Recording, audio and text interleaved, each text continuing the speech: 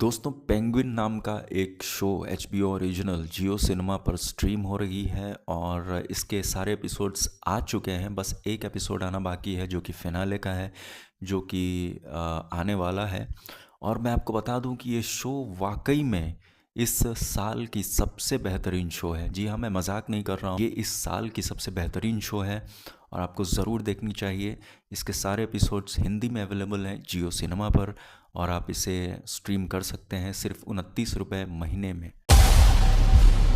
You know what I like most about you, Oz? You are who you are, and you couldn't change if you tried. It's fine. I'm an acquired taste. Everything you heard about me is true. I hustle. Do what it takes. Oh, you're so close now, having everything you ever wanted. Penguin Batman universe की series है और जहाँ से नई वाली Batman जो film आई थी Robert Pattinson की, जहाँ से वो फिल्म ख़त्म हुई थी वहीं से पेंगुइन की शुरुआत होती है।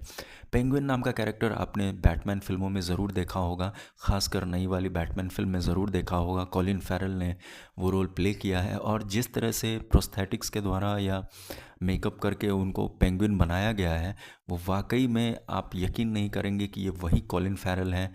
अगर आपने कॉलिन फैरल को देखा होगा ट्रू डिटेक्टिव नाम के शो में, या बहुत सी फिल्में हैं उनकी,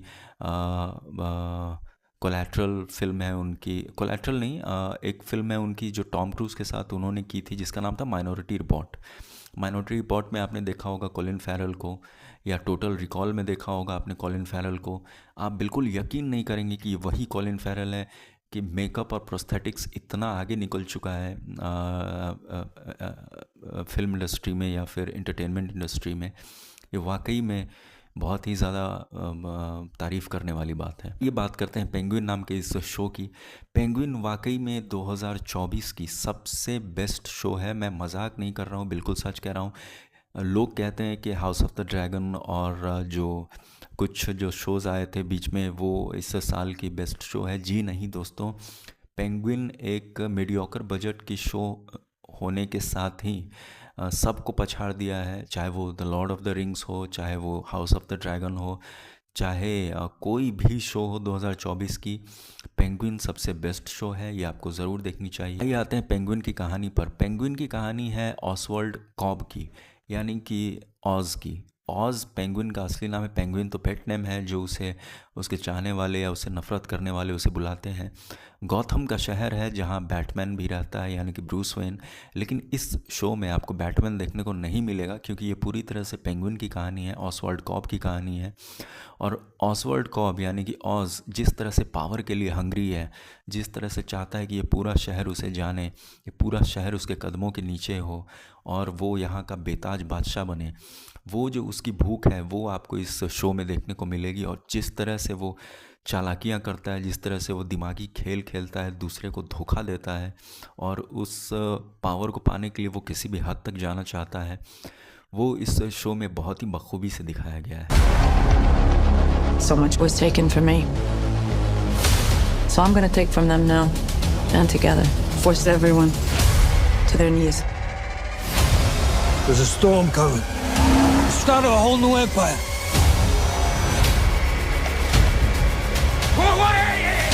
They're gonna tell stories about us. Show के पहले एपिसोड के पहले शॉट से लेकर और 7वें एपिसोड तक, क्योंकि इस शो में 8 ही एपिसोड रहने वाले हैं, तो जो 7 एपिसोड्स हैं वो आ चुके हैं। 8वां एपिसोड सोमवार को सुबह 7:30 बजे आप जियो सिनेमा पर देख सकते हैं, यानी कि फिनाले। और जिस तरह से पहले एपिसोड के पहले शॉट से लेकर 7वें एपिसोड के आखिरी शॉट तक इसे दिखाया गया है, एक सेकंड भी बोरिंग नहीं है दोस्तों। एक सेकंड भी आपको ये महसूस नहीं होगा कि आप बोर हो रहे हैं या आपने बोरिंग सीरीज़ देख ली है। बिल्कुल एंटरटेनिंग होने के साथ साथ बहुत ही अच्छा ड्रामेटिक एनवायरनमेंट क्रिएट किया गया है, बहुत ही अच्छा ड्रामा दिखाया गया है इसमें। जिस तरह से पूरी क्राइम की दुनिया दिखाई गई है, जिस तरह से गौतम शहर का सिनेमेटोग्राफी दिखाया गया है, मुझे नहीं लगता है कि बैटमैन की फिल्मों में भी ऐसा दिखाया गया होगा। हालांकि क्रिस्टोफर नोलन ने बैटमैन बनाई थी और जो अभी मैट रीव्स ने बैटमैन बनाई थी, दोनों में ज़मीन आसमान का फ़र्क था।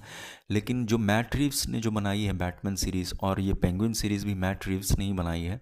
मैट रीव्स ने जो जिस तरह से गौथम शहर को दिखाया है वो भी काफ़ी अच्छा दिखाया है।